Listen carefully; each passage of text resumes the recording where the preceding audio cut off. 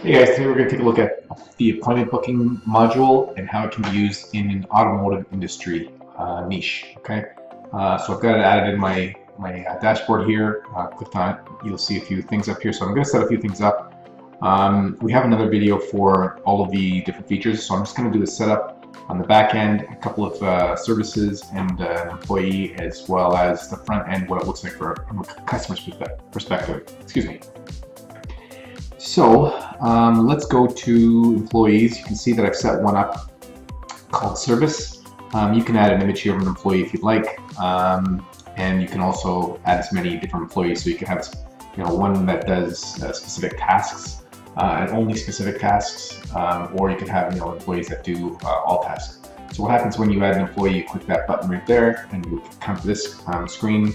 You'll see the employee name. You can put that there, and then any kind of notes, any kind of bio on the employee, their email address, their password for them to log into the app. They can also, employees can also see the appointments that are made with them as well through the app if it's needed.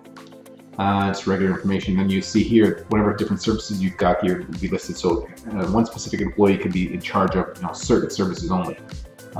So you can just basically, when there's a list of services, you're going to be able to essentially check off what they're available for, and obviously what's unchecked would mean they're not available for those services. You can add a picture here. Let's do that. Give me one second. Okay, so I downloaded an image off the internet. Let's find that image. There's a folder here, and now I will save that. Okay, so you'll see my employee has an image. The next thing you've got to do is add some services. So what I've done is I've added mufflers and exhaust. I've gone over. I'll add a couple more services. Let's go to an auto services website. Let's see what services I can add here. Lube oil and filter.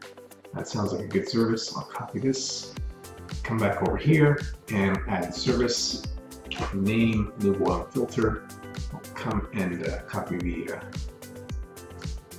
description as well. And I will take out this. That name, I will put $39.99. The time of how long it will take to do a lube, I'm going to put 25 minutes. And then if you need time before and after the appointment, so when your scheduling is, for example, if you have a 15-minute service, but you need 5 minutes before and 5 minutes after to prepare for the service, that would take off 25 minutes off your booking calendar.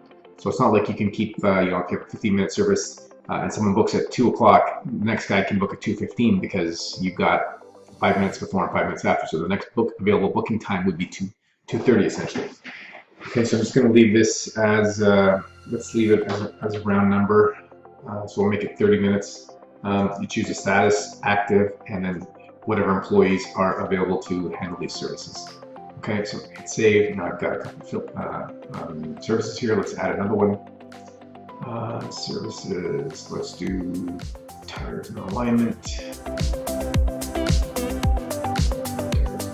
Copy this, come back over here. Okay.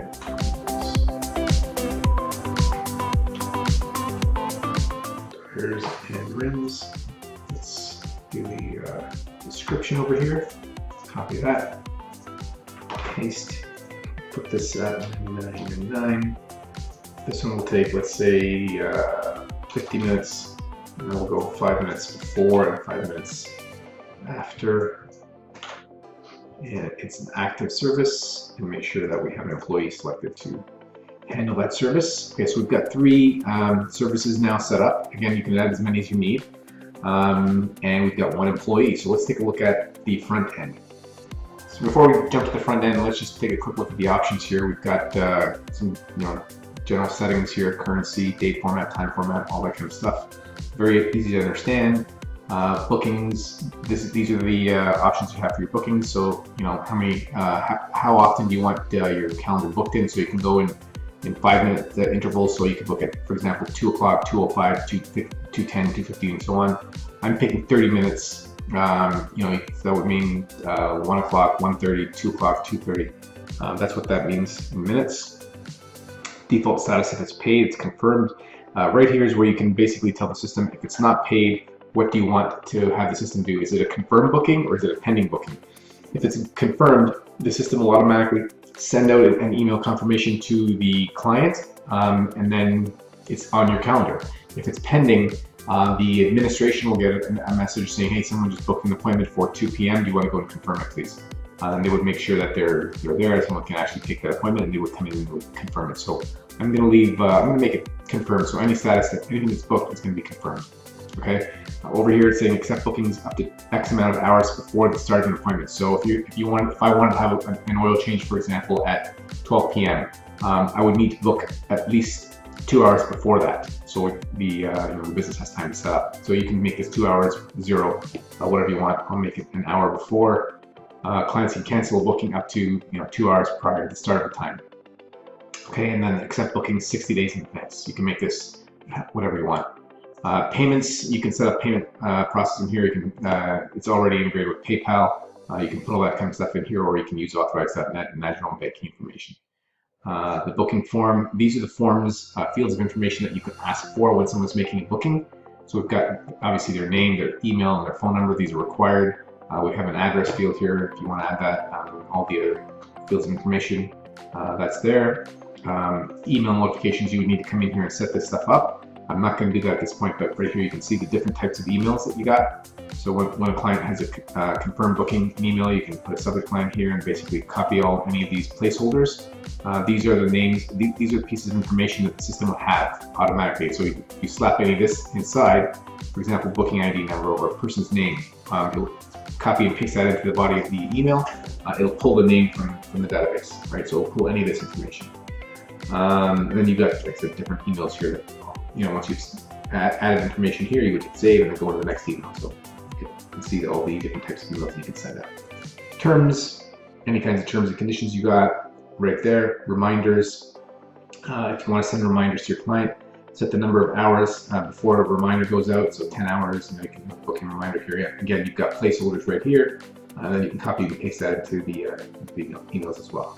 Once you've done that, everything's done, you hit save, and now we can take a look at the front end, what the customer sees. So let's go to the link at the bottom of the page there.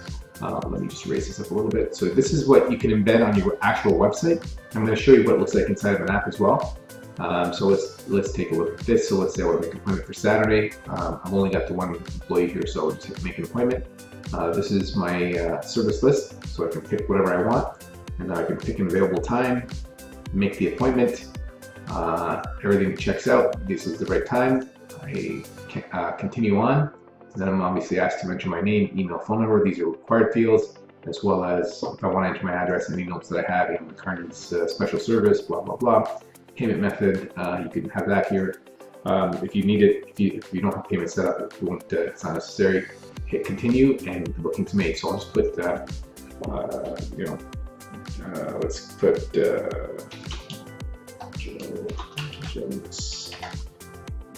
email, sorry. joe@gmail.com. Phone number, let's go 101-222-323. I'm not going to put an address. I'm not going to put anything else there. I will already set this up, so I'm just going to put PayPal. Actually, not PayPal because it's going to ask me. Okay, I'm going to have to disable the payment thing here. But let's just put credit card. I'll put any number in here. 5, 3. Putting a fake number here. Code January 2021. Continue. Confirm my booking, and that's it. The booking is now confirmed, and you can start again. So let's take a look at what it looks like in the app. All right, perfect. So now I'm inside the app. You can see the different services I have. Okay, I can either browse by service or I can browse by professionals like my service people. So again, it works exactly the same way that we just saw on the website. I pick a date. I will pick the service. Let's do the lube, oil, and filter. Make an appointment. Scroll down here to the timing. I will say 3 p.m.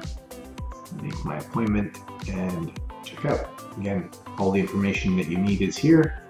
Once that's entered the first time, the app won't ask you that again. And that's it. So everything else is the same. It's very simple to use for the customers, very easy to use, and it's a great little tool for any any business that requires an appointment booking module. Thanks for watching.